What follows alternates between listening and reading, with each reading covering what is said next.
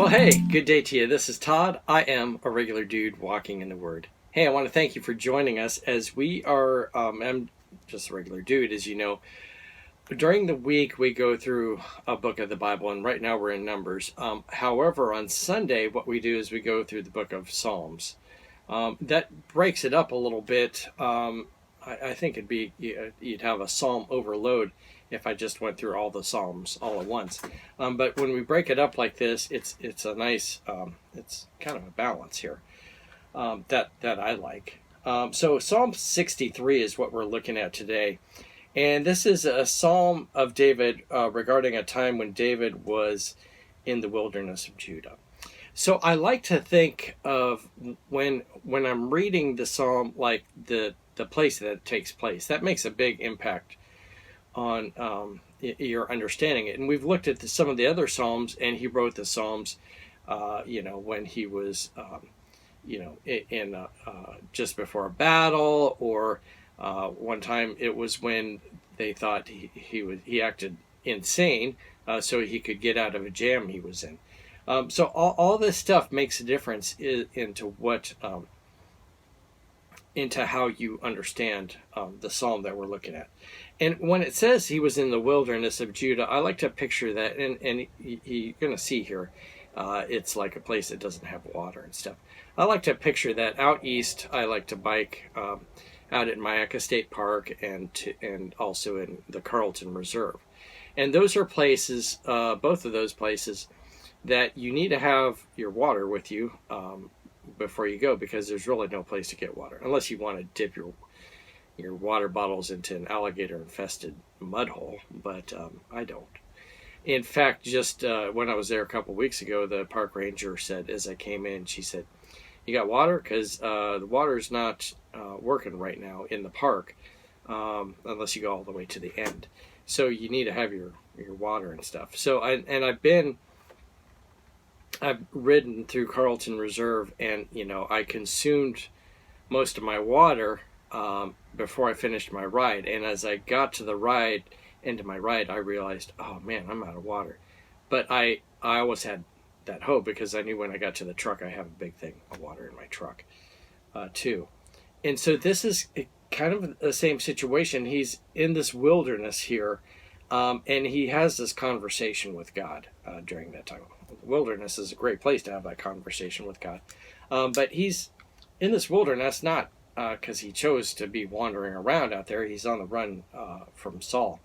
But so this takes place, and I want you to let's look at this closely as to some of the things he says here. And today it's entitled God's Unfailing Love, and this is taken from Psalm 63 here. And it's only 11 verses long. It says this: "O God, you are my God. I earnestly search for you. My soul thirsts for you. My whole body longs for you. In this parched and weary land where there is no water." It's like right along Myakka or in Carlton Reserve, a parched land. Right now it's dry there in those areas, and there's no water except in the alligator holes. "I have seen you in your sanctuary and gazed upon your power and your glory." Verse 3 and 4 here is our key verse for today. It says, "Your unfailing love is better than life itself. How I praise you. I will praise you as long as I live, lifting up my hands to you in prayer." Okay. Verse 5 says, "You satisfy me more than the richest feast. I will praise you with songs of joy. I lie awake thinking of you, meditating on you through the night." That's a lot of time he spends meditating on God. Verse 7, "Because you are my helper, I sing for joy in the shadow of your wings. I cling to you. Your strong right hand holds me securely.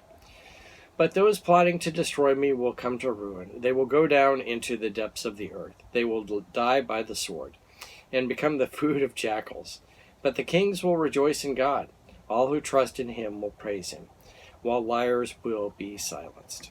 Okay, I want to go back to verse 3, where it says, and I'm reading it here today from the New Living Translation. And I know you're going to write to me and say, "Oh, that's not a translation, that's a paraphrase here," but that's what I'm using today because I like it. It says, "Your unfailing love is better than life itself. How I will praise you." I will praise you as long as I live, lifting up my hands to you. That everything you have here in life will fail you. Okay.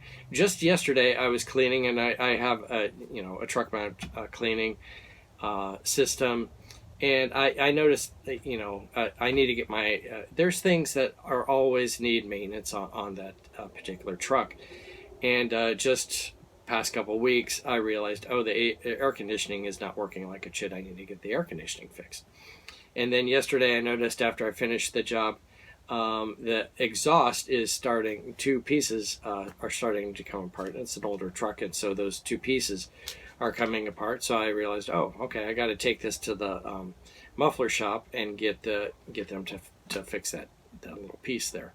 It's always something, and everything you have in life is going to fail.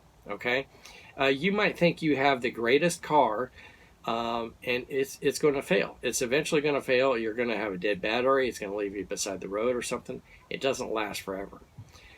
Even the relationships you trust in, they're going to fail at times. Okay.